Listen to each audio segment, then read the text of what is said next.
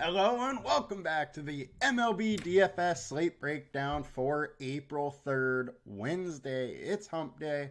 We're going to be breaking it down. We do have all day baseball today, so it is a fun day to watch sports and kind of pay attention to what's going on all day long. The night slate is, I think it was supposed to be 5 games. Now it is 4 because there is already a postponement. We're going to go over that. But first, we're going to start off with the winning lineups from last night, as well as the perfect lineups, then followed by pitchers and hitters to consider, or stacks to consider, actually. Now, before we get into it, come join us at LineStar.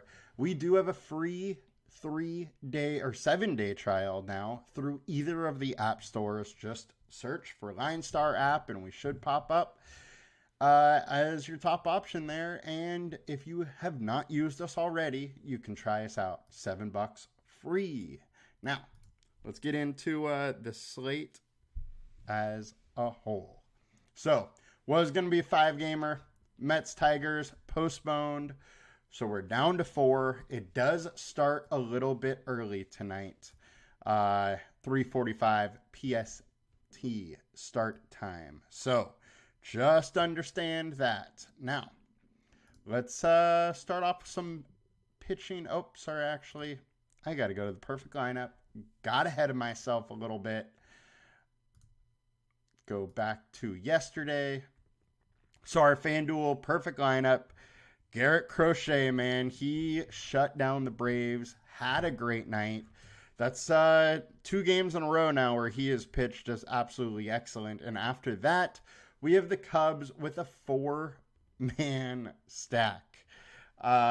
In the perfect lineup, Cubs went nuts. They were really the only team that had that huge outlier game. So if you had them, you were pretty happy last night. Very weird, which does not happen very often. We have Ozuna versus Crochet. Ozuna was just all the Braves lineup runs. He had 37.4. He had 2 home runs last night, so great game for him. And Mookie Betts just continued his absolute terror. So nice little perfect lineup there. And our winning lineup on FanDuel had Shane Bieber as the winning pitcher, but it had a Cubs and a Dodgers 4-4 stack. Got it done. You know, one of the things that could be very profitable pretty much all season here is anytime the Dodgers are low owned, just stack them. And that is what Too Easy 27-27 did. He made it too easy last night, winning $30K. Now, getting over to DraftKings. Let's check out that perfect lineup. And we got Garrett Crochet. We got Shane Bieber. 3-man Cubs stack. And then one-offs from that. So pretty similar situation. The winning lineup, however, did have Gallen and Bieber. Gallen, for the quality of pitcher he is, being only 8.8% owned is a nice little ownership mark for him. But winning lineup, had that 5-man Cubs stack. They went nuts. And then a 2-man Arizona, and with Tyler O'Neill to round it out. Once again, 5-2-1 got it done. That seems like a very profitable lineup construction. Now, let's actually get on to today's slate.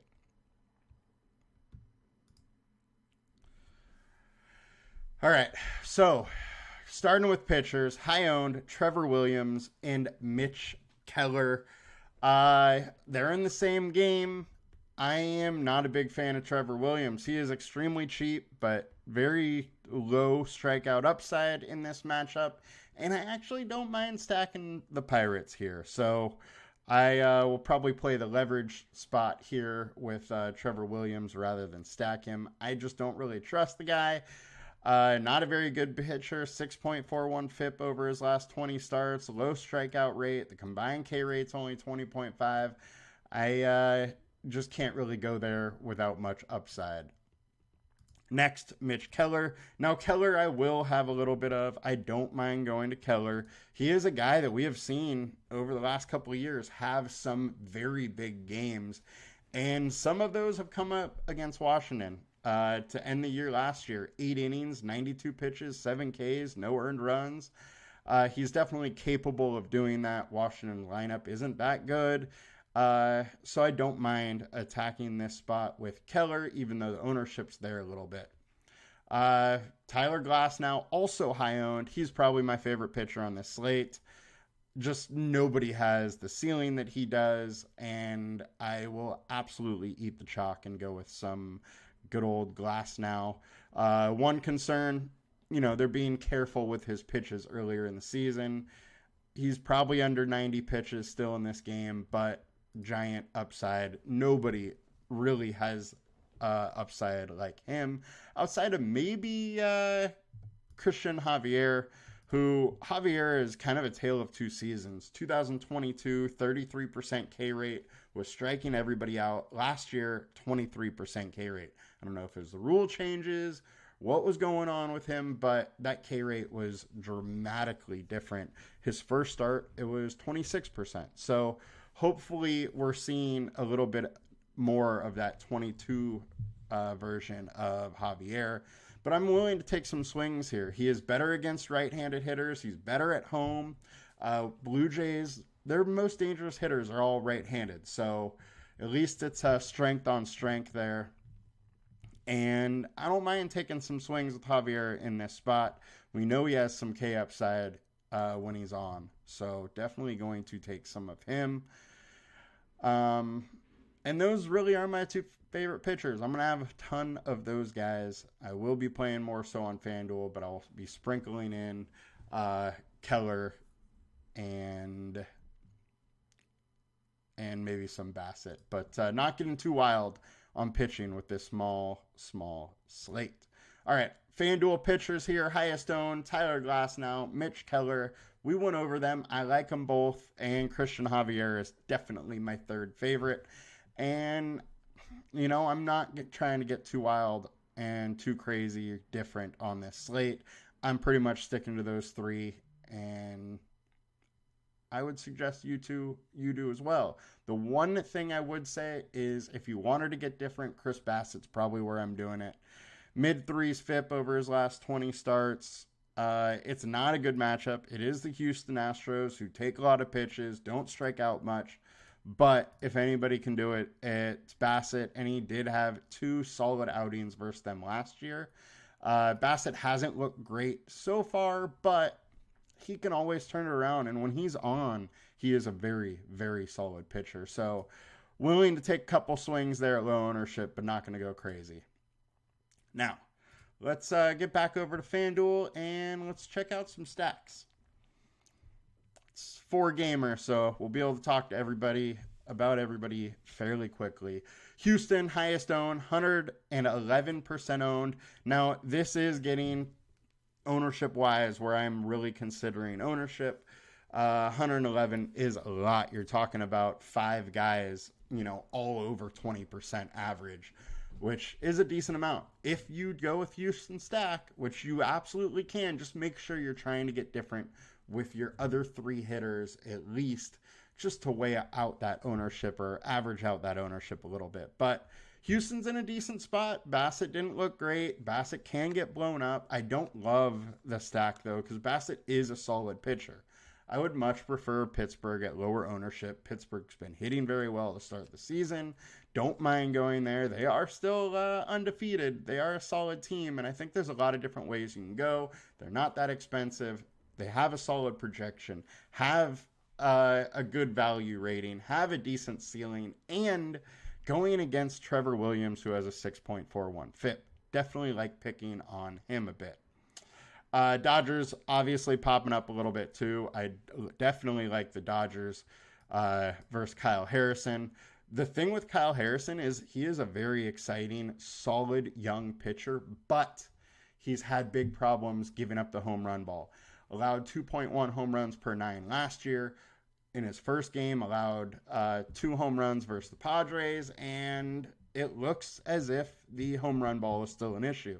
That is not something you want to have be an issue against the Dodgers. They have too many guys that can just absolutely demolish the ball. And when Mookie Betts is this hot, when Teoscar Hernandez is this hot versus lefties, and you don't want to face either of those guys when you can give up the odd home run. So definitely interested in some Dodger stacks. Might do more smaller stacks with them because I do respect Harrison, but I think he gives up a home run or two.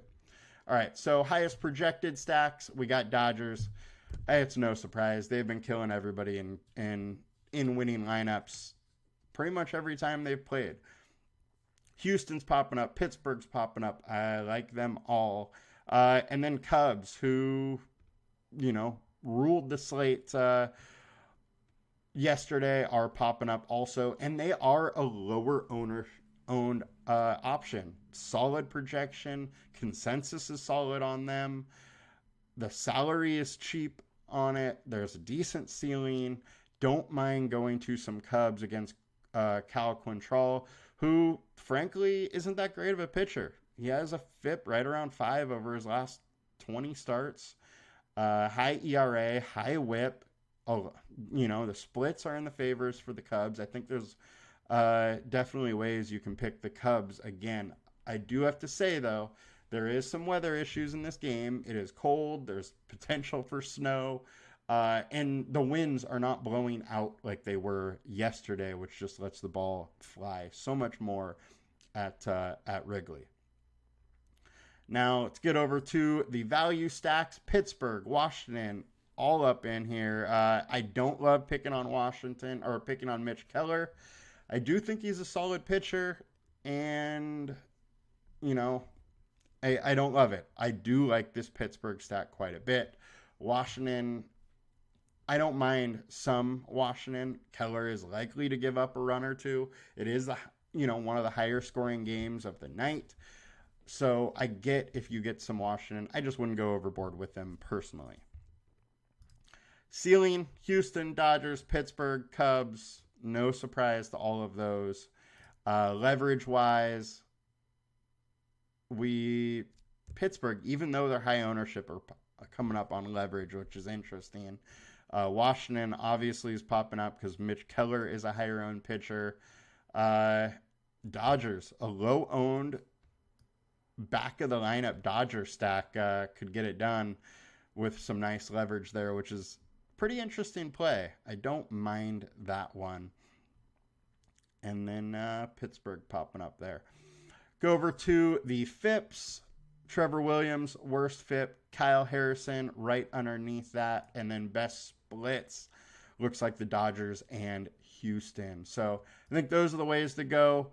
Bullpen data is still a bit, a bit weak to really test. But Colorado looks like they have a pretty bad bullpen. Giants look like they have a pretty bad bullpen. Washington has a pretty bad bullpen. So I think Pittsburgh, Cubs, and Dodgers are all extremely interesting stacks. All right, guys, good luck. We will be back, I don't think tomorrow because I don't think there's going to be a late slate, but we will be back Friday. Have a good one. Good luck. Let's make some money. Peace.